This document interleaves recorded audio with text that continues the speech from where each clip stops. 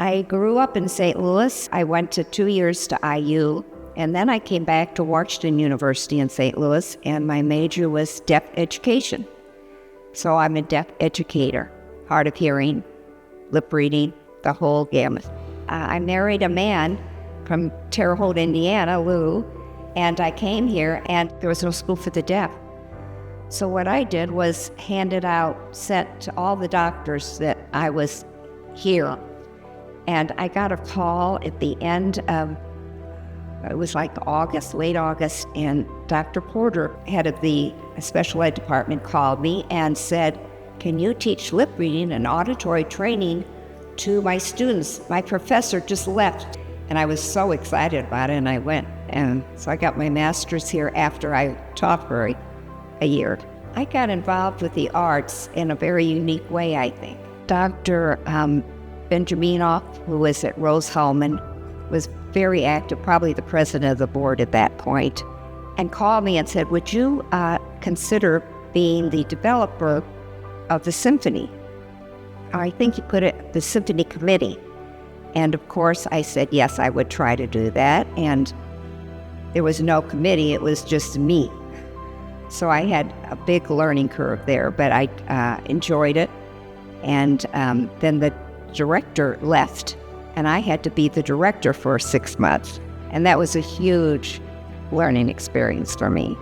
And I've always loved the arts, so I volunteered here at the Swope. I was a docent with all the 5th grade students, and I was on the board of, I want to say, overseers. And the art teachers would submit special of their classes to exhibit and I always took them to that. It was always a fun thing. The Swope does a lot of extracurricular.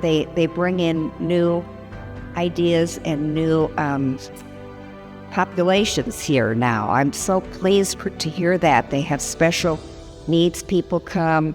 There's also, for adults like myself, I did a drawing class here. I've seen several additions to the Swope, how it's changed over the years. As I was walking here, I saw the wonderful mural outside.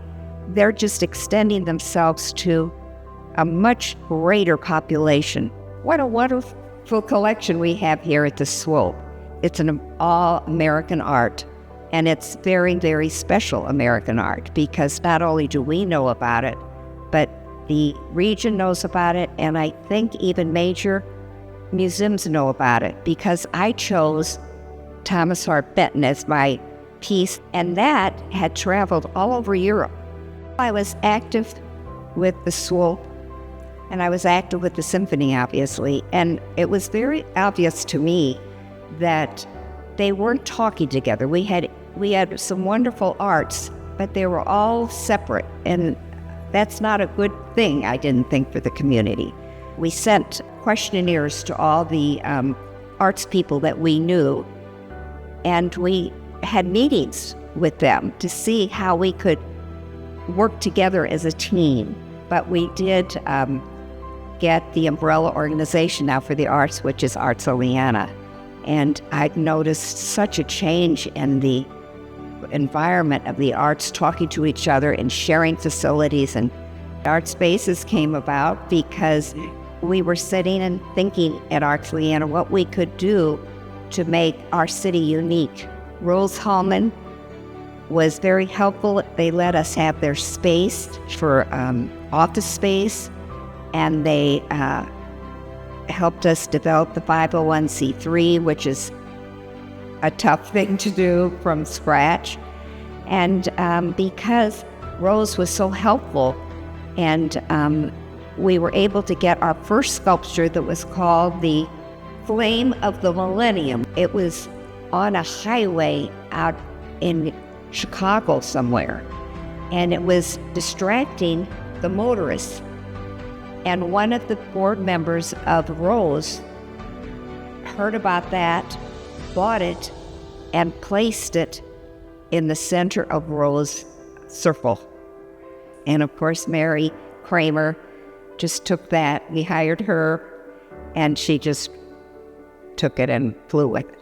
The Indiana Arts Commission is appointed by the governor. They had asked me to be on the Arts Commission since I was familiar with many of the arts here. What we try to do in the Arts Commission is get a commissioner from every section of the state. I hope that it was very good experience for Beagle County because I was able to talk about our specific arts as well as I learned quite a bit.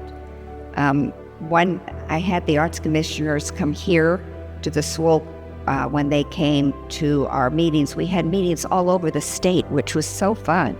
We try to have a commissioner from this area all the time. And we were lucky to do that. John Ford, Cliff Lampert, there were several, and myself, I think might have been one of the first here. We can communicate some of the things that Terre Haute has that they possibly would not know or know the details of.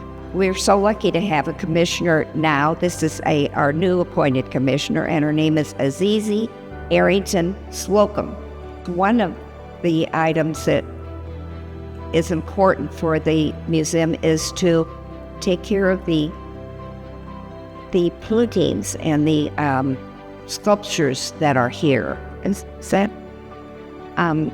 it's going to be even more accessible because they're going to put a long-needed elevator that will be a little larger and it will go a little bit faster, and that will be great. The upkeep of a museum is something that, unless you're involved in it, you would never know.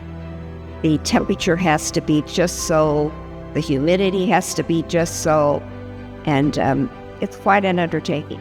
I knew Marilyn very well, and she loved the arts, and she loved Swope. It's a very nice feeling.